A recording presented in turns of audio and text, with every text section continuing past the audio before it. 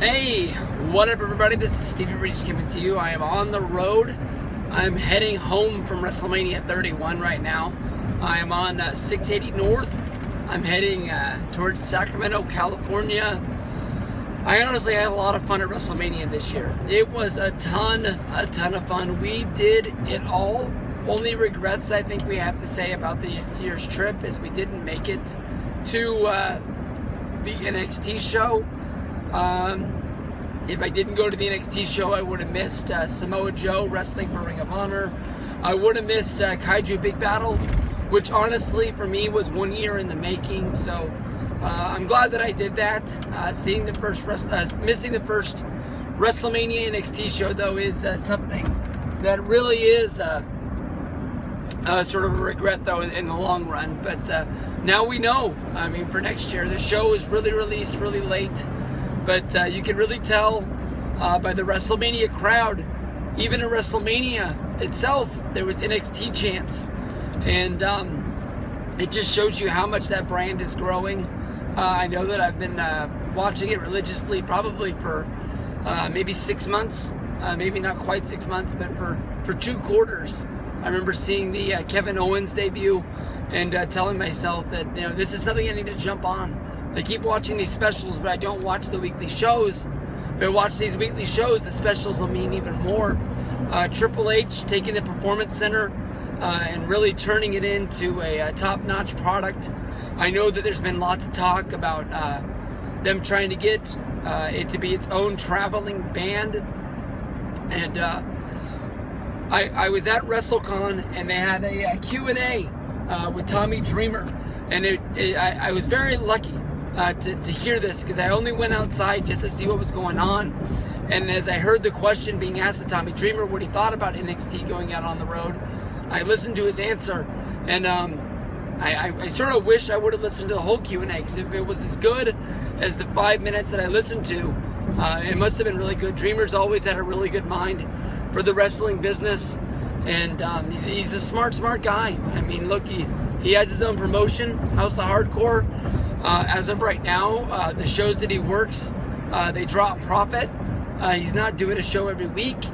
He does them, just here and there every once in a while when he knows that they're going to do well, because he's in this to make money. He's not in it to make lose money. On the Stone Cold Steve Austin show, he said the second that these shows start losing money, he's out and he's done, because basically, his money is his money, and he's just not going to burn through it to try and support the wrestling business. But he does see that NXT traveling is bad for the business, because you can't really monopolize wrestling. WWE, as it is right now, they have a real stronghold on WWE, wrestling network television. With them being on USA on Monday nights, it's the go-to show. It gets better ratings than just about anything else. They've got the SmackDown, their B show, which is on Thursday nights on Sci-Fi. I think a lot of wrestling fans sort of see SmackDown as a show that they don't really need to watch. If anything on it is really good, they're going to replay it on Raw, or you can hear about it and then probably find it online somewhere to check it out. But basically, Dreamer said that with NXT as a traveling road band, it's going to hurt all of the local indies that it might go into. They won't be able to run a show at that time, because people will be putting their money into WWE to go see Finn Balor, Sami Zayn, Kevin Owens, a lot of guys that they picked from the indies that would have been wrestling those independent shows, but now they're wrestling for WWE in hopes of making the main roster and wrestling for Monday Night Raw, SmackDown, WrestleMania, Extreme Rules, so on and so forth. But honestly, with this last weekend, especially with watching Monday Night Raw last night, I haven't listened to the Wrestling Observers yet, and I know that this has been a progressional thing, that Triple H, he stopped wrestling full time maybe in 2010ish, and he started putting on the suit and going to the office a little bit more and more every day, with Vince asking him to help him with things. And we all know that one day Vince might sell the place, but more than likely Triple H, Stephanie McMahon they'll move into the role of being in charge of WWE, and it'll be their baby. Vince might be there as a consultant. He might be there as a guy because he's been there for so long. I honestly don't really see Vince McMahon retiring ever. I think he'll have a job in WWE until the day he dies. If you watch that McMahon DVD, the guy doesn't like to take a vacation. He doesn't like to take a day off. Every day he's working on something and trying to make his company bigger and better, and most importantly, make money in the long run. But honestly, I've seen WWE do a lot of things that just this weekend alone that I've never really seen them do before. Ronda Rousey and The Rock being heavily featured on SportsCenter directly after WrestleMania. The SportsCenter Twitter tweeting out results of WrestleMania with pictures as it was going. Daniel Bryan, John Cena, Rock and Rousey, Seth Rollins. When it comes down to it, Brock Lesnar is a household name, but Brock Lesnar wasn't even involved in the finish of the main event of WrestleMania. I would bet that 9 out of the 10 people who are not wrestling fans that follow SportsCenter don't even know who Seth Rollins is, but they immediately had it put on their Twitter timeline that there was a new WWE champion. They might not even understand what the Money in the Bank is, but all of the outside publicity that they were able to do with WrestleMania, of course, starting with Brock Lesnar being featured on ESPN, making his decision to sign his contract to stay with WWE and keep his short-term deal. Well, not short-term, but short amount of dates. Keeping basically the same schedule that he had, saying he liked that. He didn't want to have to go into training for UFC, getting his ass kicked on a day-in, day-out basis. Just basically staying with what he was doing. From there, Michelle Beadle, she had Paul Heyman, she had Roman Reigns on. Roman Reigns and John Cena, they were able to do Conan O'Brien's show in Los Angeles. There was lots of outside publicity. It seemed like even with Ronda Rousey coming into WWE, will she do a match? Will she be an outside enforcer? Will she be The Rock's, support / manager for a match against Triple H at SummerSlam or WrestleMania? We'll have to see. But Dana White was tweeting about WrestleMania as if he was watching it and was surprised to see Dana on the show, acting as if he had no prior knowledge to this happening. Yet when you look at the picture that he posted about how glad he was to see WrestleMania, he is sitting at one angle, the computer is off to another angle as the person takes the picture as if it was just totally set up and framed. It didn't even make sense why he'd be sitting there. He'd be looking at the back of his computer screen. But it is what it is. But definitely a deal between UFC and WWE. I know that there's been talks between Dana and Vince McMahon before. They were trying to be able to get Brock Lesnar while under UFC to work at WrestleMania, that being 27 against The Undertaker.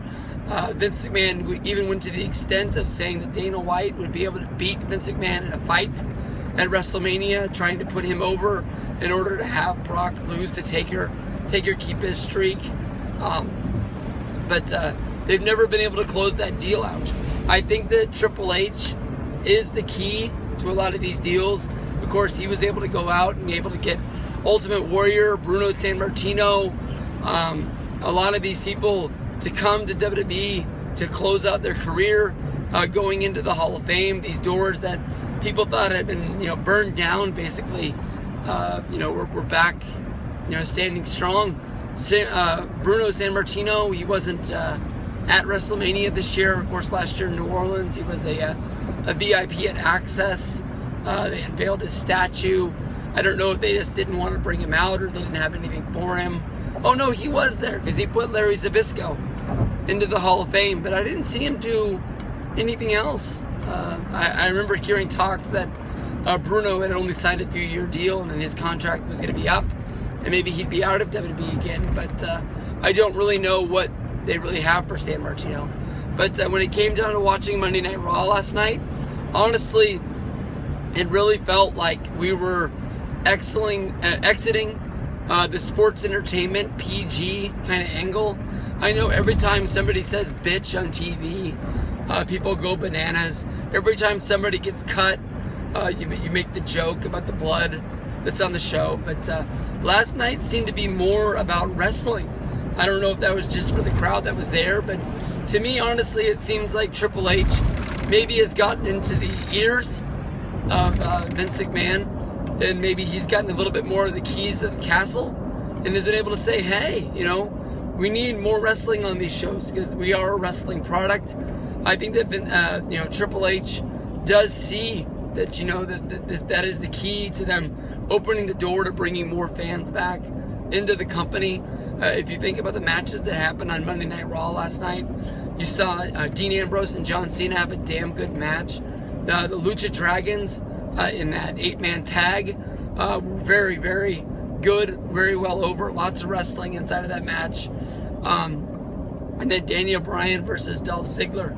I don't think that the sports entertainment, the acting, the comedy will be completely out of the show, because when you think about it, it's a 3-hour show, and you can't put people to sleep. You have to keep everybody happy. One of the things I like the most out of wrestling, honestly, is the angles, storylines.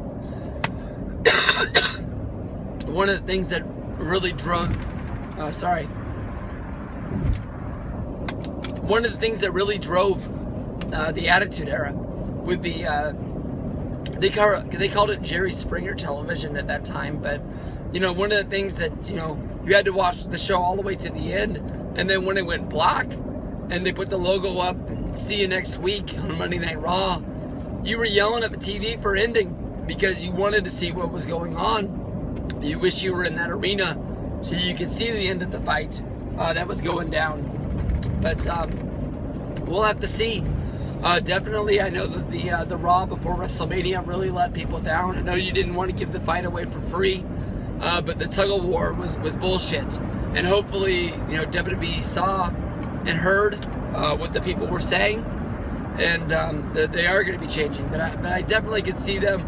They definitely are reaching out in a lot of different directions, making pacts with people, how they pay, you know, Sports Center, how they pay UFC, how they pay, you know, all these outside people back. We'll have to see in the long run, but these are deals that, you know, Vince McMahon might have made back in the day, but they were bridges burned, and then from there, they never were repaired. But it seems like, you know, Triple H and or Vince McMahon are able to be building those things again, and we will be moving towards a new era in wrestling. I'm hoping. There's a lot of people out there. Wrestling! Yay!